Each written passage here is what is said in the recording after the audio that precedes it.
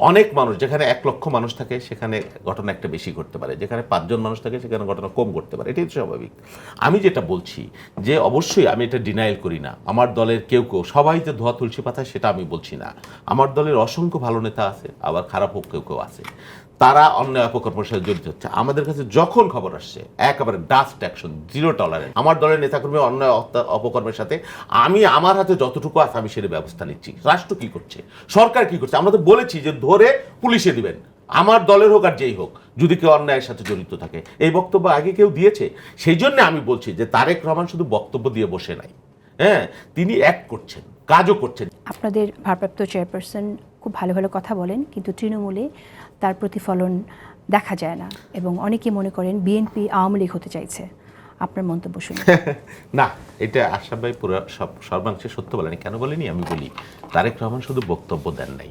আপনি জানবেন যে তারেক রহমান, তার নামে যে ব্যঙ্গ কার্টুন আঁকা হয়তো আগে, উনি সেটাকে উৎসাহিত করবার জন্য, বাংলাদেশের রাজনীতিটা কিন্তু নজিরবিহীন ঘটনা। উনি শুধু বক্তব্য দেন নাই, বলেছেন যে আমার নামে সমালোচনা করবেন, আমার নামে কার্টুন আঁকবেন, বলেছেন। ওনার মাকে কে গালাগালি করেছে, পুলিশ তাকে গ্রেপ্তার করেছে, উনি নিজে উদ্যোগ নিয়ে আইনজীবীদেরকে বলেছে তাদেরকে ছাড়াই আনেন। শুধু তাই না, তারপরে কি বলে যে উনি মানে নিজের নামের আগে অনেকে বিশেষণ দিত, দেশ নায়ক এইটি অমুক তমুক, উনি বলে দিয়েছেন, নির্দেশ দিয়েছেন, সিদ্ধান্ত দিয়েছেন যে এগুলো করবেন না। আপনি এটাকে ইতিবাচক পরিবর্তনের দৃষ্টিতে আপনি যদি না দেখেন, শুধু বক্তব্য তারেক রহমান দেননি, বাংলাদেশের রাজনীতি একটা কালচার, ডিনায়াল এবং রক্ষা করা, অস্বীকার করা, অনেক ভয়াবহ অপরাধ করেছে বিগত দিনে। হ্যাঁ, বিএনপিরও হতে পারে, আমার ভুল ভ্রান্তি আছে, আমার বড় সংসার, বড় দল সারা বাংলাদেশে, টেকনাফ থেকে তেঁতুলিয়া। আপনার দেখতে হবে যে দলের টপ লেভেলের উপর পর্যায়ের আপনার আন্তরিকতা কি। অবশ্যই অপরাধ ঘটছে, আমার দলের নেতাকর্মী অন্যায় অপকর্ম করছে, আমি দল হিসেবে তাকে সাপোর্ট করছি। বড় দল সাংগঠনিক কাঠামোও তো বড়, রাইট, সেটাই বলছি। আমি বলছি অনেক মানুষ, যেখানে 1 লক্ষ মানুষ থাকে সেখানে ঘটনা একটা বেশি ঘটতে পারে, যেখানে 5 জন মানুষ থাকে সেখানে ঘটনা কম ঘটতে পারে, এটাই তো স্বাভাবিক। আমি যেটা বলছি যে অবশ্যই আমি এটা ডিনাইল করি না, আমার দলের কেউ কেউ, সবাই যে ধোয়া তুলসী পাতা সেটা আমি বলছি না। আমার দলের অসংখ্য ভালো নেতা আছে, আবার খারাপ কেউ কেউ আছে, তারা অন্যায় অপকর্মের সাথে জড়িত হচ্ছে। আমাদের কাছে যখন খবর আসছে একেবারে ডাস্ট অ্যাকশন, জিরো টলারেন্স। কিন্তু এমন ধরনের আছে অ্যাকশন নেয়ার পর আবার তাদেরকে ফিরিয়ে আনা হয়েছে। আমি বলছি হ্যাঁ, 1000-এর বেশি খুব কম, সেটা রেয়ার কেস। আপনি দেখতে পারেন, তদন্ত করে হয়তো প্রমাণ হয়েছে সমস্ত অভিযোগ যে সত্য, এটাও তো আপনি স্বীকার করো, সত্য না এটাও তো আপনি স্বীকার করবেন।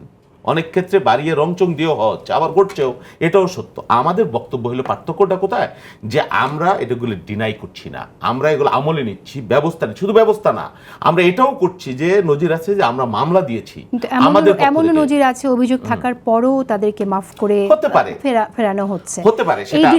এই দৃষ্টান্ত তো অন্যদেরকে আপনার ইনফ্লুয়েন্স করবে না, এরকম আমার মনে হয় খুব বেশি আপনি বলতে পারবেন না। আপনার হয়তো আপনার জানারও ঘাটতি থাকতে পারে বা আমারও ভুল থাকতে পারে যে আপনি যে অভিযোগগুলো করেছেন, কিন্তু আমার কথা হলো সেটা যে এই 6 মাসে বিএনপি তার সবচাইতে ত্যাগী নেতাকর্মীকে বহিষ্কার করেছে, তার নামে মামলা দিয়েছে।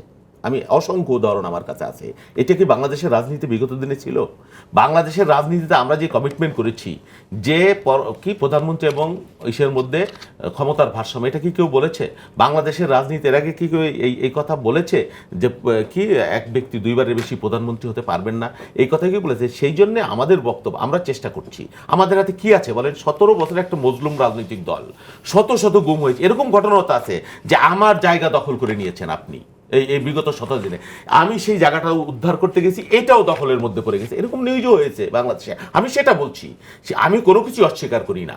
আমার দলের নেতাকর্মী অন্যায় অপকর্মের সাথে আমি আমার হাতে যতটুকু আছে আমি সেটা ব্যবস্থা নিচ্ছি। রাষ্ট্র কি করছে, সরকার কি করছে? আমরা তো বলেছি যে ধরে পুলিশে দিবেন, আমার দলের হোক আর যেই হোক, যদি কেউ অন্যায়ের সাথে জড়িত থাকে। এই বক্তব্য আগে কেউ দিয়েছে। সেই জন্য আমি বলছি যে তারেক রহমান শুধু বক্তব্য দিয়ে বসে নাই, হ্যাঁ, তিনি অ্যাক্ট করছেন, কাজও করছেন, চেষ্টা করছেন। আপনারা এই অর্ডারটা আপনার দলের নেতাকর্মীকেও কিন্তু দিতে পারেন যে তাকে ধরে পুলিশে দিতে। হ্যাঁ, বলেছি তো, উনি তো প্রকাশ্যে বলেছেন, গণমাধ্যমে বক্তৃতা দিয়ে বলেছেন।